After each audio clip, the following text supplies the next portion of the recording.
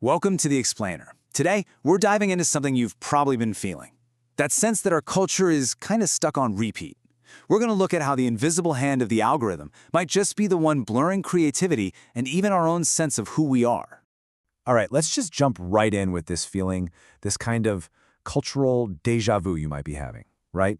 The music, the fashion, even the way our cities look, it all just seems to echo something we've just seen or heard, creating this weird, persistent sense of sameness. And hey, it is not just you. The pace of culture has become absolutely frantic. What used to be a trend that would define a whole era now just, poof, it burns out in a matter of weeks, sometimes even days. It's like this constant aesthetic whiplash that leaves us all just trying to keep up. And this, right here, this is the heart of it. This isn't just about some new clothes or a catchy song. Nope. It's a fundamental shift in how our culture's made and how we consume it. We're operating on a brand new timeline now, one that's being set by an incredibly powerful and unbelievably fast force. So, what is this mysterious force? Okay, let's pull back the curtain and take a look at the engine that's driving all of this acceleration, the recommendation algorithm. Now, the most important part of that definition, the thing you have to remember, is its goal: maximizing engagement. See, the algorithm's main job isn't to surprise you or to challenge your tastes. Not at all. It's designed to predict, with scary accuracy, what will keep you watching, keep you scrolling, keep you listening, all based on what you've already told it you like. And this is how it gets so good at its job. It's all about this simple but incredibly powerful feedback loop. It starts with you click on something, you like a post, you listen to a whole song. The algorithm sees that and says, aha, a clue. In response, it immediately serves you up something similar, betting you'll like that too. And when you do, well, that just strengthens the signal, and the cycle repeats over and over, building a perfect little echo chamber around your tastes. Okay, so how does this feedback loop actually play out in the real world? Let's make it concrete. We'll start with one of the biggest algorithmic playgrounds on the entire planet: music streaming. So get this, Spotify's own research found something pretty fascinating. For most of us, the music we find on our own, our organic listening from our own curated playlists and collections, is actually way more diverse than what the platform's programmed algorithms feed us. And this shows us something so much bigger. The algorithm isn't just changing what we listen to. It's fundamentally changing how music is even made. To avoid getting skipped, artists are now literally crafting songs for an algorithm's attention span, not just for human ears. The hook has to come fast. So what this really means is that these systems are amazing for specialists, people who absolutely love one specific genre and just want more of it. But for generalists, people like me who enjoy a whole bunch of different stuff, the algorithm kind of struggles. It often ends up just narrowing our tastes instead of expanding them. And here's the real twist. According to Spotify's own data, users with more diverse listening habits, the exact people the algorithm has a hard time with, are up to 25 percentage points more likely to upgrade to a premium account. So it seems like there's actually a pretty solid business case for breaking out of that echo chamber.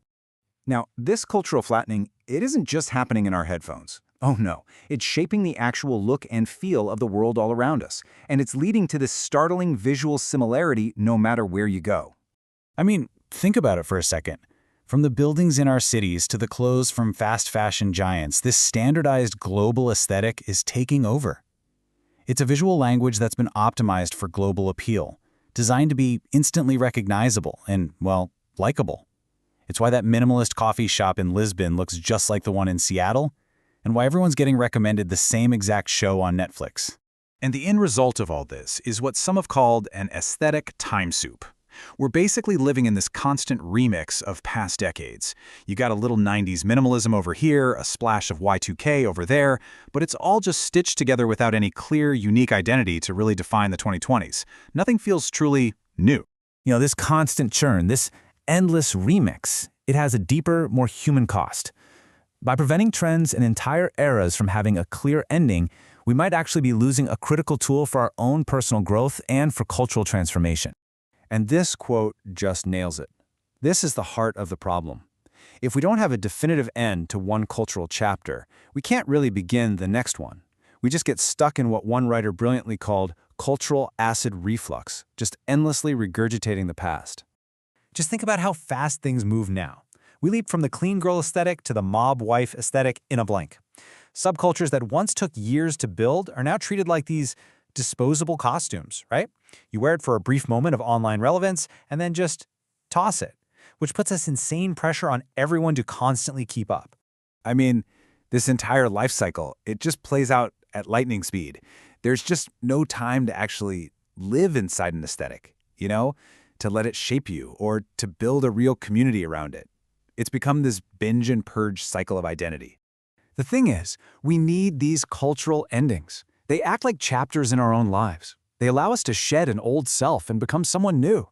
But if we don't have those clear endings, we just risk becoming this weird blend of all our past selves, never truly moving forward. So, is that it? Are we just doomed, trapped in this endless loop of algorithmic sameness forever? Well, thankfully, it's not quite that simple.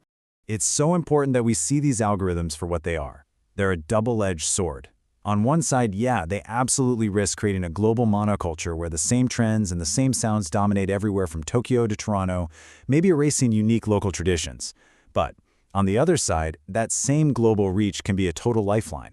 A niche musical style from a tiny village or a forgotten craft can suddenly find a worldwide audience, creating a digital archive that preserves that culture in a way that was never possible before.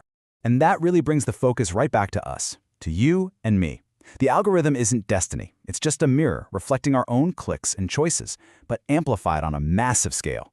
So the power to tip the balance of that double-edged sword, well, it really lies in how we choose to engage. Do we consciously push back and seek out the new and the different, or do we just ride that comfortable wave of the familiar? And that leads us to the final, really crucial question for our time. In this sped-up world, are we truly building our own identities, or are we just renting the next one the algorithm serves up?